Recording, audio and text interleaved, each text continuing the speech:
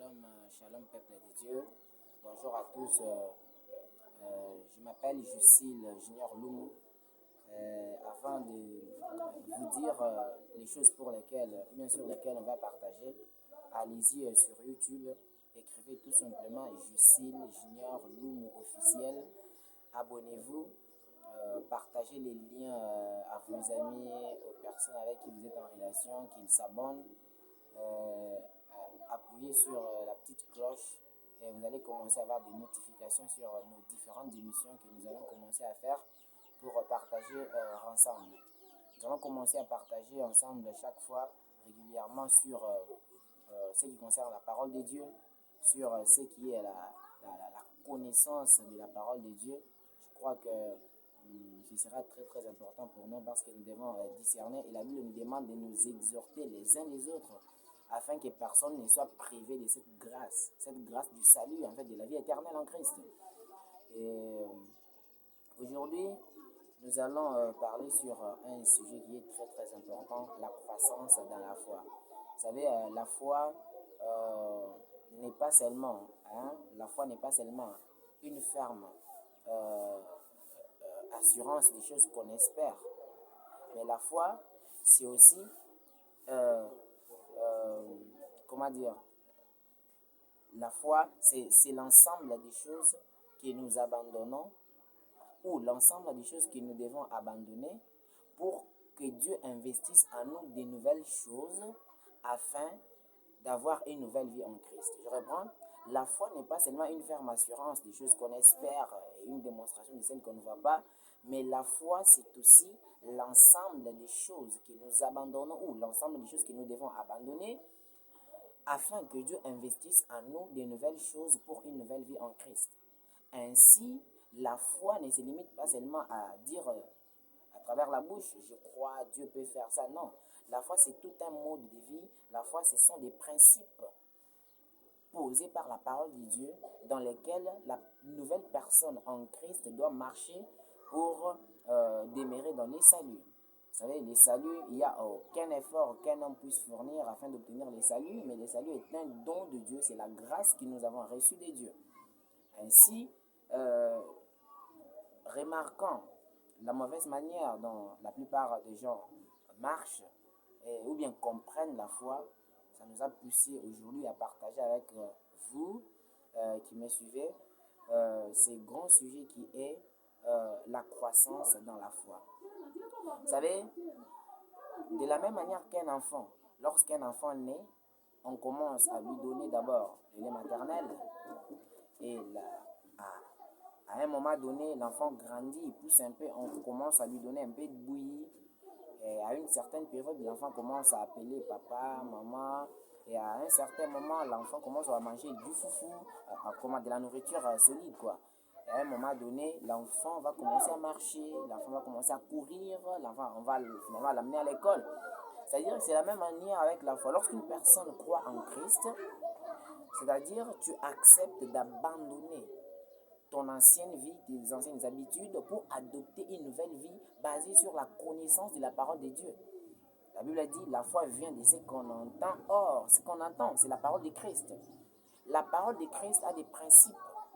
Tu as cru en Jésus-Christ, tu as des choses que tu dois abandonner. Et nous, en tant qu'enfants de Dieu, on doit s'auto-évaluer à chaque fois, à chaque année. Après un mois, tu évalues quelles sont les choses que tu as abandonnées, quelles sont les choses que tu as acquises. Pour jauger très bien afin de te recadrer, de te repositionner dans ta marche en Christ. Et aussi, vous savez, lorsque tu crois en Jésus-Christ, il y a deux choses qui se passent. La première des choses, c'est que tu te répands. Une fois que tu te répands, cela veut dire que tu abandonnes ton ancienne mentalité, tu rejettes ton ancienne vie. C'est-à-dire, tu changes ta mentalité, brièvement. Et lorsque tu te répands, la deuxième dimension, c'est que tu t'es converti. Quand tu t'es converti, cela veut dire tu changes de direction. Ok. La repentance veut dire changer de vision, changer de mentalité. Et la conversion veut tout simplement dire changer de direction. Cela veut dire quand tu entres en Christ, tu adoptes une nouvelle mentalité en Christ pour une nouvelle direction. La direction qui est le chemin de la vie éternelle. Ainsi, lorsqu'on croit en Christ, plus on s'évalue, plus on se repositionne, plus on reste accroché à ce salut qui est un don que Dieu nous a donné.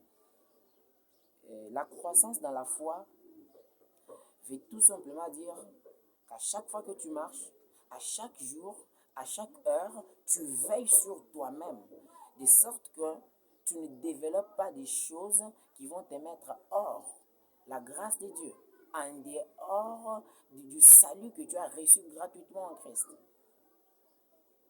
Ainsi, si nous lisons, écoutez ce que la Bible nous dit dans les livres des Hébreux, le chapitre 2. Le Hébreux chapitre 2, lisons tout simplement le premier verset. Écoutez ce que la Bible nous dit. C'est pourquoi nous devons d'autant plus nous attacher aux choses que nous avons entendues, de peur que nous nous soyons emportés très loin d'elles. Waouh, c'est magnifique. L'apôtre Paul dit, vous avez cru en Christ.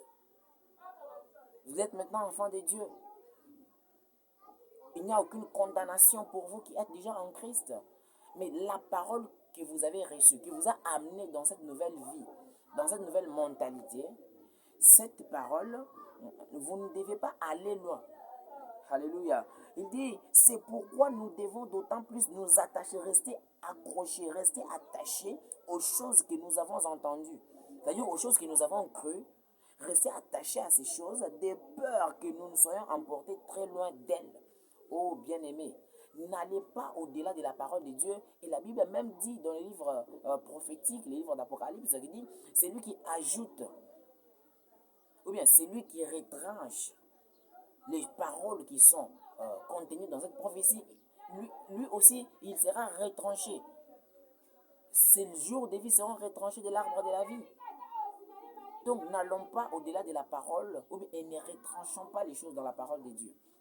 Ainsi, nous allons lire maintenant ce passage qui va nous faire entrer maintenant dans les vifs du sujet.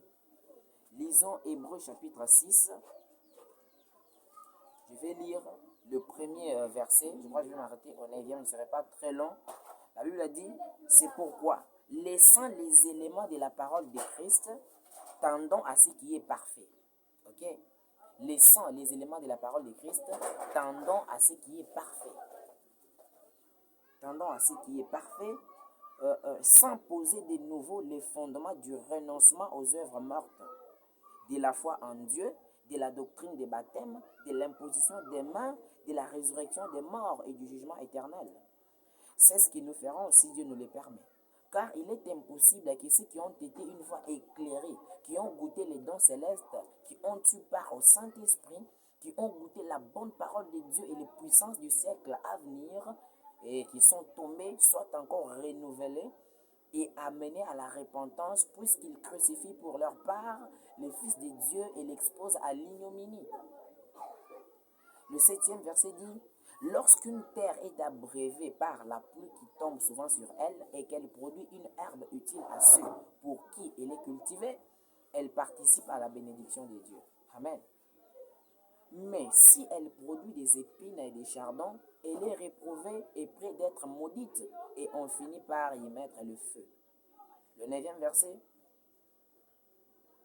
je crois plutôt, je m'arrête au 8e verset.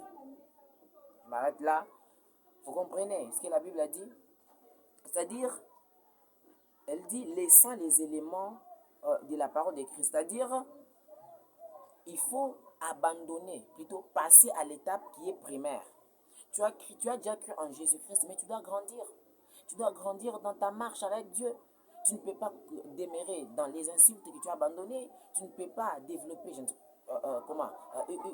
une certaine pensée qui t'éloigne de la compréhension de la parole de Dieu. Et dit, maintenant, tendons vers ce qui est parfait. On ne peut plus encore venir te dire, mon frère, abandonne cette œuvre, c'est une œuvre morte, ça c'est une œuvre de la chair. Tu dois toi-même discerner, tu dois grandir, commencer à discerner les choses par toi-même. Il dit, On ne peut pas venir pour commencer à te parler encore de la doctrine du baptême, pour te dire, non, mon frère, tu vois, les baptêmes, l'imposition des mains, ça veut dire, tu dois encore, non, tu dois quitter cette étape d'enfance pour devenir fils. Car ce n'est pas un enfant qui hérite le royaume des cieux, mais c'est plutôt un fils qui hérite. Et la Bible dit, lorsque l'héritier est encore un enfant, il est soumis à un pédagogue. Et ce pédagogue, c'est bien sûr la loi. L'enfant est soumis à un pédagogue jusqu'au moment où l'enfant va grandir, lorsqu'il devient un fils, il commence à discerner les choses, c'est là qu'on va lui donner l'héritage. Alors si tu restes, si tu tardes, toujours à ce stade d'enfant, il est impossible pour toi d'hériter les grandes promesses que Dieu a faites pour toi. Ainsi, nous allons comprendre en développant que les choses que Dieu attend de nous, ok, sont très très importantes. Ainsi, je vais vous faire comprendre, je vais vous en donner quelques-unes ici pour que nous puissions vraiment comprendre ce que Dieu attend de nous, de sorte que nous grandissons réellement, de sorte que que nous puissions toucher à ces promesses de Dieu.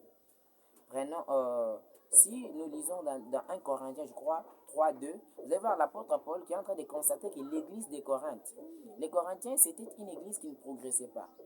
L'apôtre Paul dit, je vous ai donné une nourriture, mais cette nourriture, apparemment, elle ne vous convient pas, car elle est solide.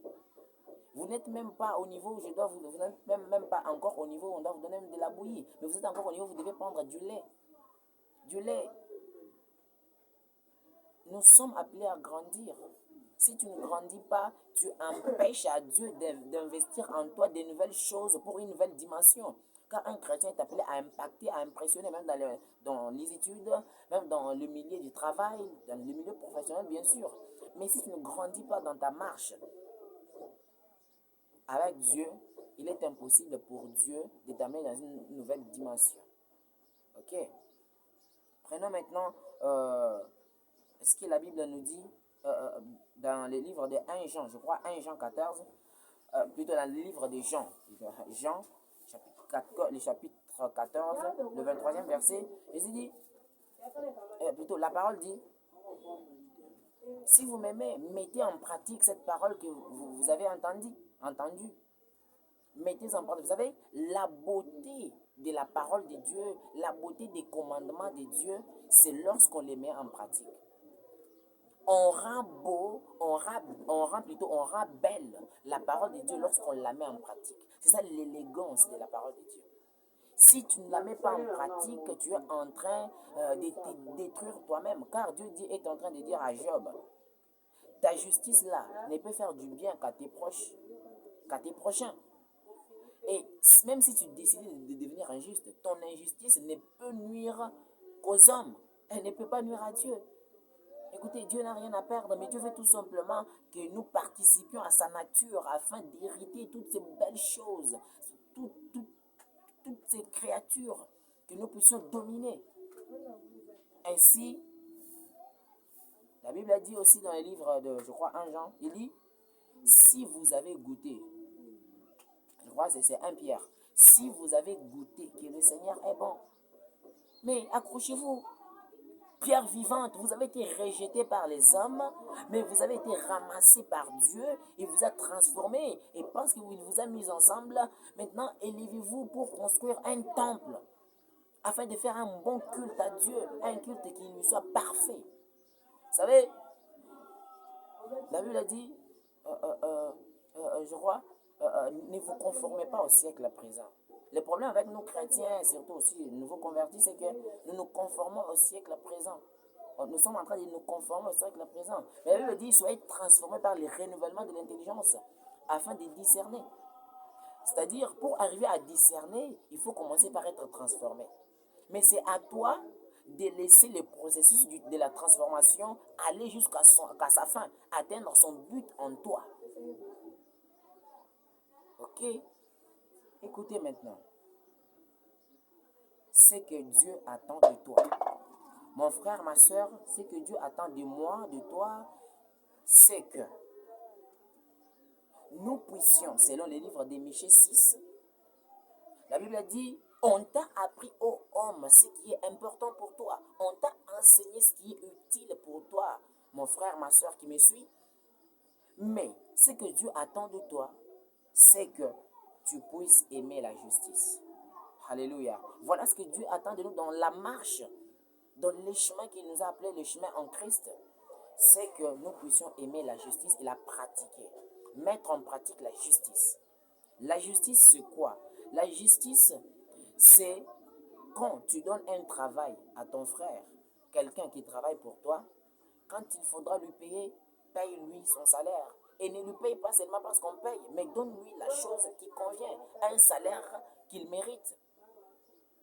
Lorsque tu es un chef et que tu es un chef d'entreprise et que l'argent arrive pour que tu payes à tes employés ou que tu es un DG et que lorsque l'argent arrive, au lieu de payer à quelqu'un 100 dollars, 100 euros ou bien 500 livres sterling, je ne sais pas combien, mais toi tu dois encore enlever d'autres billets.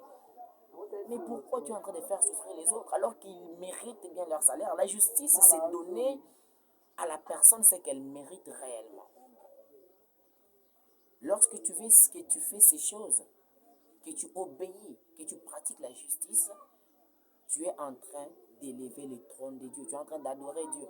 Car la Bible a dit, le trône de Dieu est affermi par deux choses. La première des choses, le trône de Dieu est affermi par la justice. Même si Dieu est un Dieu qui accorde la grâce, mais c'est un Dieu de la justice. Et la deuxième des choses, son trône est affermi par l'équité. C'est-à-dire la justice d'une part, l'équité d'autre part. C'est ce qui fait l'équilibre du trône de Dieu, de la royauté de Dieu. Et toi, en tant qu'enfant de Dieu, tu dois défendre, faire la fierté du trône de Dieu. Adorer Dieu par tes œuvres. C'est-à-dire manifester aussi la justice. Car l'objectif pour nous, c'est que nous puissions, lorsque nous avons reçu cette parole de Dieu en nous, lorsqu'il commence à agir en nous, qu'elle puisse se manifester. Car le monde spirituel, c'est un monde de débordement. C'est-à-dire, lorsque ça déborde à l'intérieur, ça doit se manifester à l'extérieur. Ainsi, en tant qu'enfant de Dieu, on doit extérioriser les choses que nous avons en nous, les choses que Dieu a investies en nous. La justice. Ne calomnie pas une personne. N'injurie pas une personne comme ça. Même si la personne elle est mauvaise, toi, au nom de la justice de Dieu, parce que la justice de Dieu s'est manifestée sur nous qui étions pécheurs. Ainsi, toi aussi, dans ta marche, manifeste la justice. Ne manipule pas les gens. Arrête de manipuler tes prochains. Arrête de manipuler les autres. Tu utilises les autres pour tes propres intérêts personnels. Non, appelle les gens, sois sincère avec les gens. Dis-leur, j'ai un projet, voici le projet, je veux que l'on fasse ceci, toi tu vas faire ceci. Et s'ils acceptent, marcher ensemble. Mais n'utilise pas les autres, tu passes par leur dos pour obtenir certains intérêts. C'est un péché. Tu es en train de cracher sur les trônes de Dieu. Il va te briser, mon frère. Je ne suis pas ici pour te culpabiliser, mais je suis là tout simplement pour nous rendre conscients. Car Dieu envoie ces messages pour que nous puissions racheter le temps. Car les jours qui viennent sont des jours mauvais, alors mauvais. La deuxième des choses que Dieu attend de nous, en dehors de la justice, Dieu veut que nous puissions aimer la miséricorde. Alléluia. Aimer la miséricorde, c'est-à-dire accorder la grâce aux autres personnes. Avoir pitié de ton prochain. Ne pas te réjouir du mal ou bien du malheur de l'autre. Même si la personne t'a fait du mal et que la personne commence à subir les conséquences, ne t'en réjouis pas. Tu dois regretter. Tu dois avoir pitié. La Bible a dit, notre Dieu est un Dieu miséricordieux. C'est-à-dire, toi aussi en tant qu'enfant de Dieu, parce que tu as créé en Christ, apprends maintenant à manifester de la miséricorde. La miséricorde n'est pas une qualité de Dieu, mais c'est aussi c'est la nature de Dieu. Ça découle de la grande nature de Dieu qui est l'amour. Car le véritable amour, dans une de ses qualités, se manifeste la miséricorde. Parce que Jésus-Christ nous dit, aimez vos ennemis, aimez ceux qui vous haïssent, bénissez ceux qui vous maltraitent, bénissez, ne maudissez pas. C'est ça, manifester la miséricorde. Quand quelqu'un te fait du mal, la personne est dans l'ignorance, de qui tu es, de celui en qui tu as cru, de ce que Dieu peut les venger. Mais toi, manifeste la miséricorde pour amener cette personne à la conscience. la miséricorde. Pardonne à ceux qui te maltraitent, bénis ceux qui te maudissent, reste fidèle même à ceux, aux chefs qui sont très durs, comme nous les recommande la parole de Dieu. Sois miséricordieux, aime la miséricorde, pratique la miséricorde. Lorsque tu vois quelqu'un passer, quelqu'un qui passe une vie difficile, même si la personne ne te demande pas une aide, mais lorsque tu vois que tu es en possibilité d'aider la personne, aide ton prochain, le Seigneur va aussi t'aider. La troisième des choses que Dieu nous recommande, toi qui me suis, mon frère, ma soeur, et moi y compris, c'est que nous puissions marcher humblement avec lui.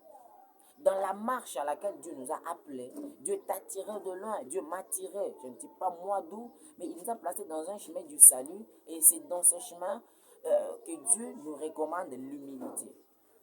L'humilité, c'est une qualité de grandes personnes. C'est le symbole de la maturité. La maturité chrétienne se manifeste aussi par l'humilité. Dans ton entreprise, c'est vrai que tu as de grandes qualités. L'orgueil, c'est quoi?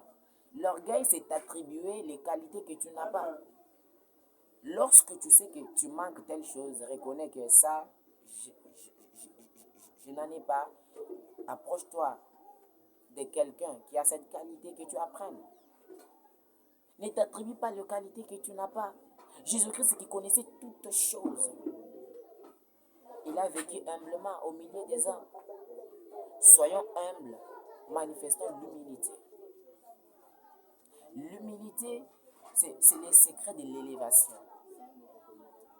Au milieu des gens, dans ton entreprise, ne sois pas orgueilleux. Et aussi, ne sois pas arrogant.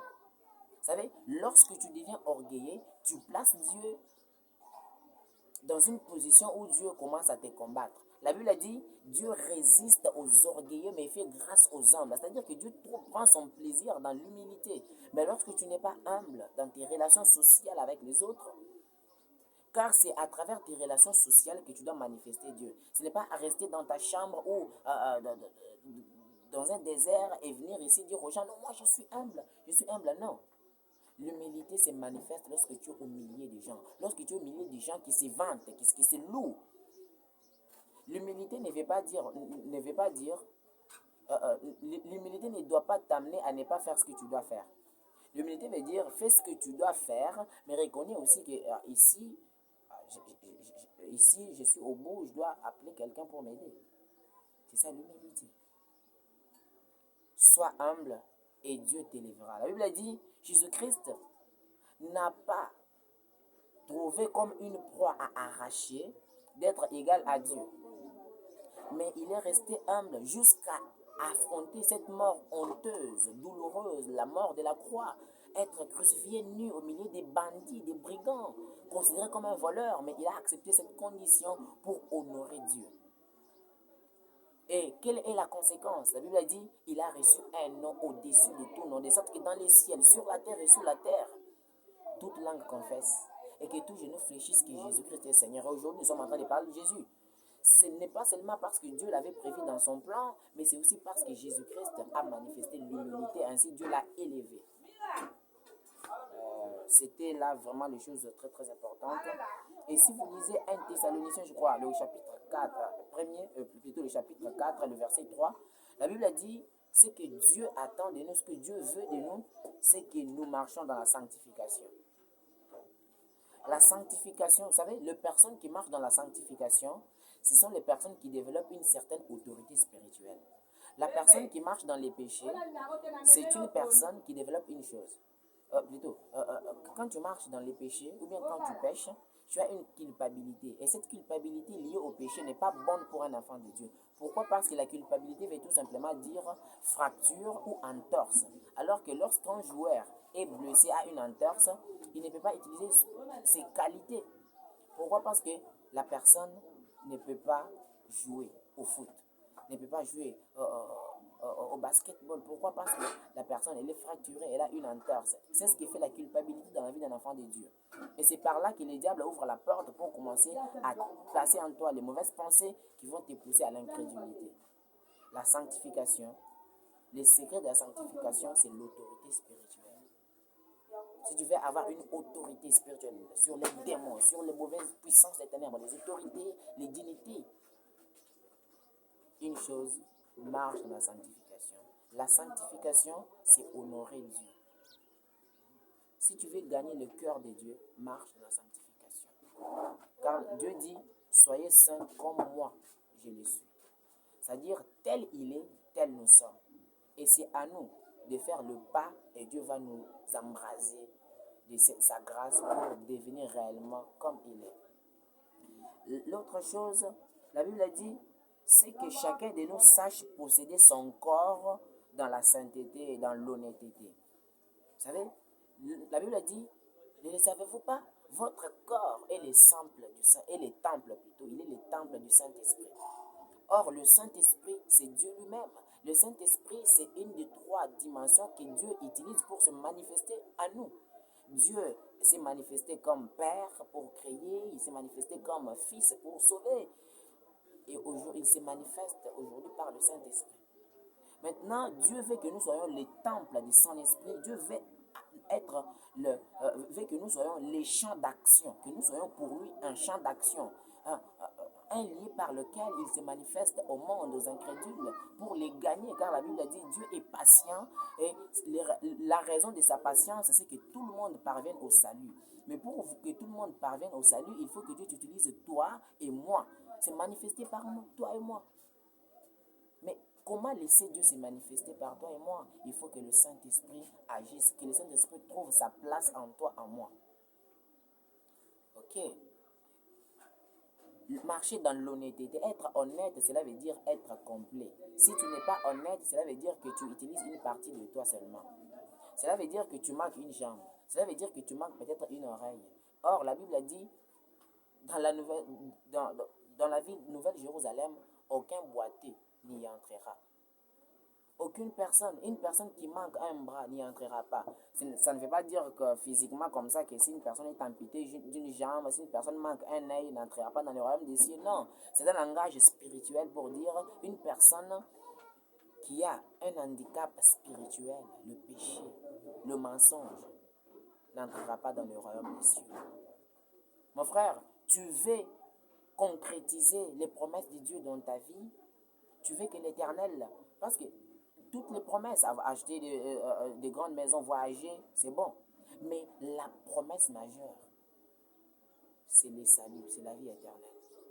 Jésus dit, je m'en vais vous préparer des places, je reviendrai pour vous prendre, vous amener chez mon Père. Mais comment tu vis? Mais l'espace entre tout ce que tu es en train de vivre là veut tout simplement dire l'épreuve de la foi. Oh, la souffrance, la maladie, je manque ceci, je manque cela. Écoute, c'est l'épreuve de la foi. Mais dans l'épreuve de la foi, il faut que Dieu t'éprouve pour qu'il puisse maintenant accomplir ses promesses. Si Dieu t'a donné l'argent aujourd'hui, mais malheureusement tu es une personne malhonnête, qu'est-ce que tu vas faire? Tu vas commencer à calomnier toutes les personnes qui ont douté de toi, là où on ne t'a pas donné un emploi, tu vas commencer, tu vois. Tu vas commencer à briser ceux qui seront petits par rapport à toi parce que tu as de l'argent. Vraiment, chers frères et sœurs, c'était ça que l'Éternel m'avait mis à cœur pour que nous puissions partager aujourd'hui. Inclinons nos têtes là où nous sommes. On va faire une courte prière. Seigneur Dieu des grâces, je t'ai béni parce que tu nous as donné cette opportunité pour que je puisse, Seigneur, partager avec ton peuple, partager avec mes frères et sœurs ce que tu veux qu'ils entendent et qu'ils mettent en pratique pour que, en réalité, ton royaume, ton autorité soit réellement investie en eux, en nous, de sorte que nous puissions te manifester, être des instruments que tu utilises pour gagner des vies, sauver des âmes, mais aussi nous amener dans la gloire matérielle aussi sur cette terre. Seigneur, je prie pour mon frère, ma soeur qui m'écoute. Touche son cœur, que ta grâce les localise, de sorte que mon frère mette en pratique cette parole. Père, que l'onction de ta grâce descende sur chacun de nous, de sorte que, Seigneur, nous ayons la force de mettre en pratique ta parole. Aide-nous, Père, à pratiquer ta parole. Aide-nous, Seigneur, à pratiquer ta parole, s'il te plaît. Que ta grâce nous soutienne au nom de Jésus-Christ. Si tu n'as pas encore cru en Jésus-Christ, toi qui me suis, mon frère, ma soeur, eh bien, c'est difficile pour toi de mettre en pratique ces choses, de comprendre ces choses. Ainsi, tu vas faire une courte prière avec moi. C'est gratuitement, c'est simple, mais magnifique et profond. Dis tout simplement, Seigneur Jésus-Christ, J'ouvre mon cœur, j'ouvre la porte de mon cœur afin que tu entres et que tu viennes t'asseoir. Je reconnais que c'est toi mon Seigneur et mon Sauveur. Par toi, j'ai une alliance. Par le sang de Jésus-Christ versé à la croix, je peux m'approcher de Dieu. Seigneur, pardonne mes péchés. Accueille-moi dans ton royaume. Je vais être aussi enfant de Dieu. Au nom de Jésus-Christ. Amen. Si tu fais juste cette prière, sache qu'aujourd'hui, tu es déjà enfant de Dieu et Dieu va t'accueillir. Bienvenue dans notre grande famille des enfants de Dieu. Pour vous rappeler, allez sur YouTube, écrivez tout simplement Jusil Junior Lumu officiel. Allez-y sur Facebook, écrivez Jusil Junior Lumu, c'est mon compte Facebook. Je vais épeler Jusil, vous écrivez Jusyl et Junior Lumu sur YouTube. Et sur Instagram, écrivez Junior Jusil. Et sur Instagram, abonnez-vous, nous allons partager. Que Dieu vous bénisse. Alléluia.